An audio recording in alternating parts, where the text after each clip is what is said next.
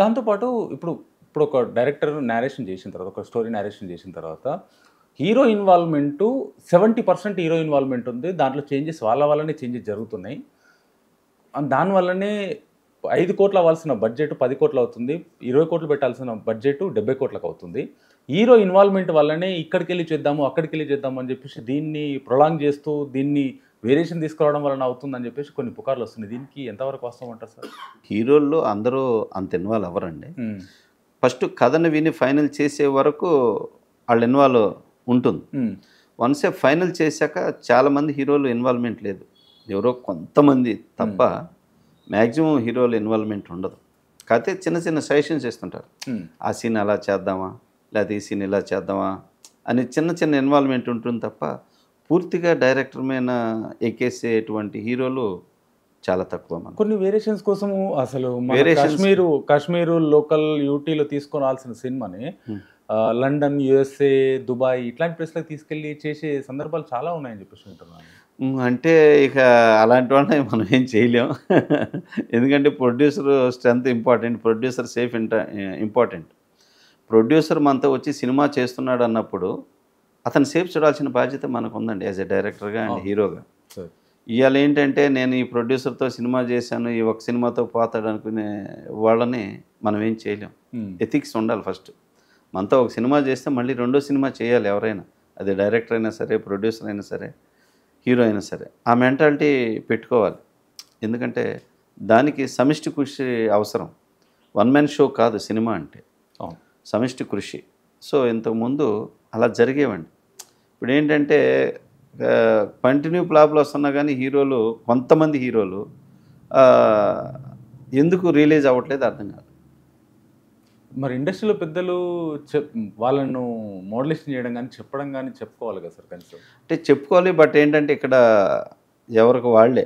ఒక cinema fail అయిందంటే నష్టపోయేది ఫస్ట్ ప్రొడ్యూసర్, తర్వాత డైరెక్టర్. హీరోకి ఏమవ్వదు.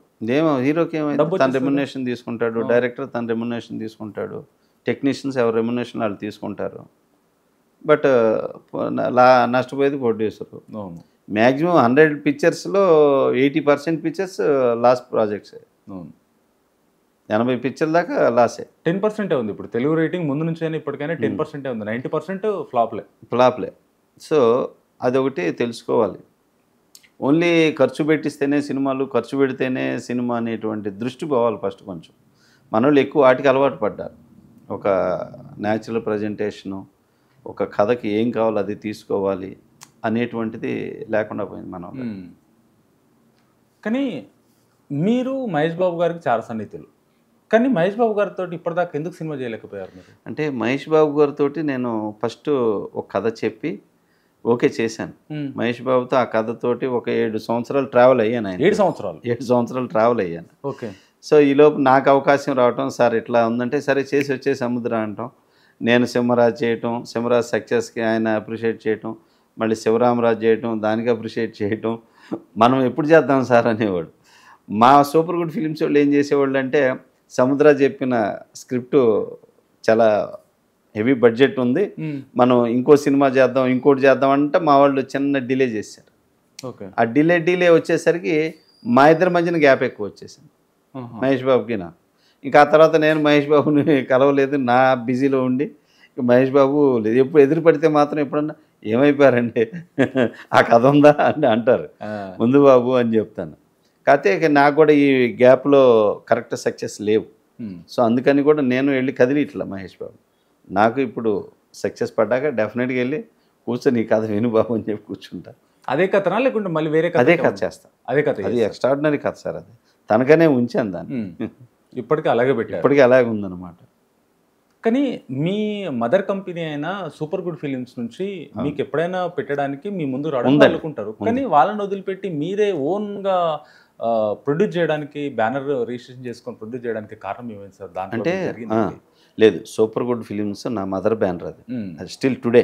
అవును. ఇప్పుడు కూడా 2 కథలు ఓకే చేస్తున్నా సూపర్ గుడ్ ఫిలిమ్స్లో. మా చౌదరి గారు అంటారు, నీకు ఎందుకు ఈ టెన్షను, ప్రొడ్యూసర్ టెన్షన్ నీకెందుకు, నీ తొందరగా ఫినిష్ చేసి వచ్చి మన బ్యానర్లో చేసుకో అని చెప్పేసి మొన్న రీసెంట్గా కూడా నన్ను అరిశారు. అరిశారు. ఎందుకు చేసుకున్నావు, నువ్వు మంచి డైరెక్టర్వి, చాలా పెద్ద డైరెక్టర్ అయ్యేవాడివి, ఎందుకు ఈ చిన్న చిన్న రాంగ్ స్టెప్పులతో ఇబ్బంది పడుతున్నావు, సో అది తొందరగా ఉన్నది పూర్తి చేసుకొని వచ్చి ఆ 2 కథలు చెప్పానండి, పాన్ ఇండియా సబ్జెక్ట్స్. సో అవి చెయ్యి అని చెప్పేసి చెప్పారు. అప్పారావు గారు చెప్పారు, ఆర్బి చౌదరి గారు చెప్పారు అన్నమాట. దానికి ఒక స్టార్ హీరోకి చెప్పాలని, ఇది అయిపోతే ఇంకా అదొకటి జంప్ చేయాలి, దానికి జంప్ అయిపోవాలి. నాదంటే నేను చేసుకుంటూ ఉండొచ్చు.